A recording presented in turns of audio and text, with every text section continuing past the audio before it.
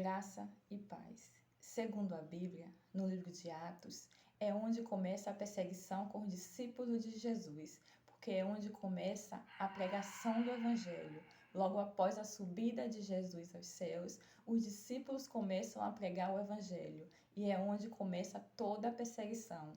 Hoje nós vamos ver o capítulo 12, aonde diz que Pedro foi aprisionado pelo rei Herodes.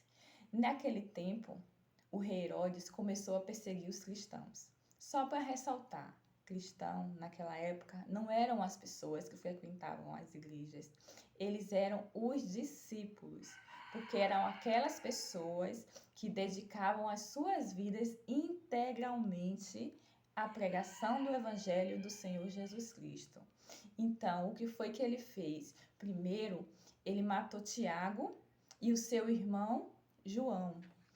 E nós vemos e eles viram que essa atitude agradou ao povo.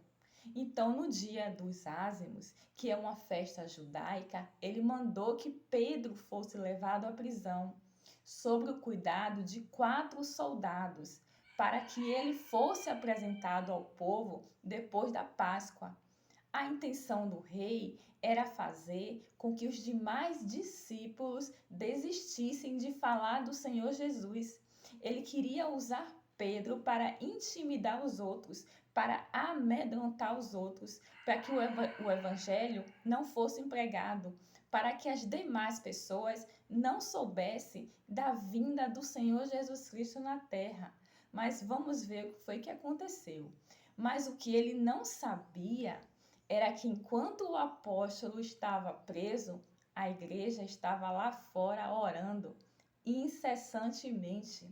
A igreja, meus irmãos, vocês sabem que não é o templo, que não são as paredes, que somos nós, somos as pessoas que buscamos a Deus, cremos em Deus e que não nos cansamos de orar. Então, a igreja que está se referindo no livro de Atos são as pessoas, são os fiéis, são os filhos de Deus que estavam orando incessantemente do lado de fora da prisão.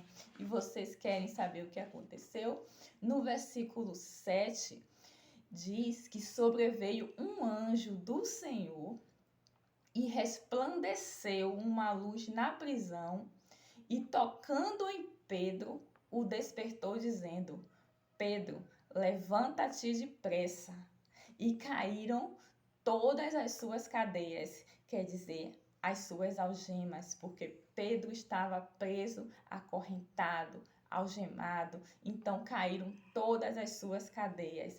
E no versículo 8, o anjo disse a Pedro: cinge-te e ata as tuas sandálias. E ele assim o fez, e disse-lhe mais ainda: lança às costas a tua capa e me segue. E assim foi feito. Pedro foi liberto da prisão, passou pelos soldados. Olhe que ele estava sendo vigiado por 4 soldados. Ele passou pelos 4 soldados, mas nenhum viu. Passou pelos 4 e não foi visto por nenhum deles. Tudo isso aconteceu porque resposta das orações da igreja. Deus abriu as portas da prisão, as cadeias foram quebradas, tudo isso pelo poder da oração. Só que isso é uma coisa que nós já sabemos, o poder da oração. Mas o que nós também precisamos entender é o poder da intercessão. Quando nós oramos um pelo outro, da mesma forma como a igreja orou por Pedro e Deus fez o milagre, nós também devemos orar uns pelos outros, devemos orar pelos nossos amigos, devemos orar pelas nossas famílias e também devemos orar por aqueles que nos perseguem, porque assim como Deus abençoa eles, a nossa bênção, ela é maior ainda. E 3 coisas foram feitas para que esse milagre acontecesse na vida de Pedro. Primeiro, que já falamos, a igreja orou e intercedeu a Deus. Segundo, Deus ouviu e enviou o socorro, porque o anjo desceu, o anjo quebrou as cadeias, o anjo fez resplandecer uma luz, Pedro saiu, que ninguém viu, e foi liberto. E ao terceiro, o que foi que aconteceu? Pedro seguiu as ordens do anjo fielmente. Toda a orientação. Quando o anjo chegou que mandou ele sair, ele nem questionou nada. Ele apenas obedeceu. Ele fez tudo como deveria ter feito. Então, meu irmão, então, minha irmã, em qualquer circunstância, vamos orar por todos, porque é isso que é agradável a Deus.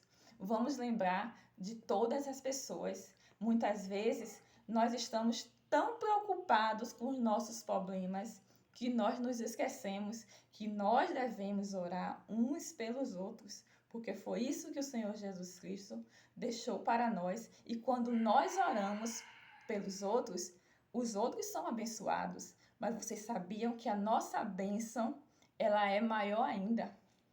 Nós temos um exemplo assim no livro de Jó. No livro de Jó, ele fala o quê? Que Jó, todo mundo conhece a história de Jó. Jó estava doente. Jó havia perdido tudo. E Jó recebeu a visita de 3 amigos. E a situação de Jó era lamentável. Mas naquele momento, os amigos dele, que deveriam orar por ele, nem orou. Mas Jó orou pelos amigos. E a Bíblia diz que Deus mudou a sorte de Jó quando ele orou pelos amigos. E Deus retribuiu tudo de volta para Jó. Então são vários exemplos, são várias situações em que a intercessão, ela faz o milagre acontecer. E quando nós oramos por outras pessoas, o milagre acontece em nossa vida também. Então, vamos levar isso para a nossa vida, vamos orar um pelos outros, não vamos deixar que esse círculo se rompa. Vamos estar sempre, intercedendo a Deus por todos aqueles que precisam, por todos aqueles que conhecemos e também por todos aqueles que não conhecemos. Não vamos deixar esse círculo ser quebrado, para a honra e para a glória do nosso Senhor Jesus Cristo. Amém.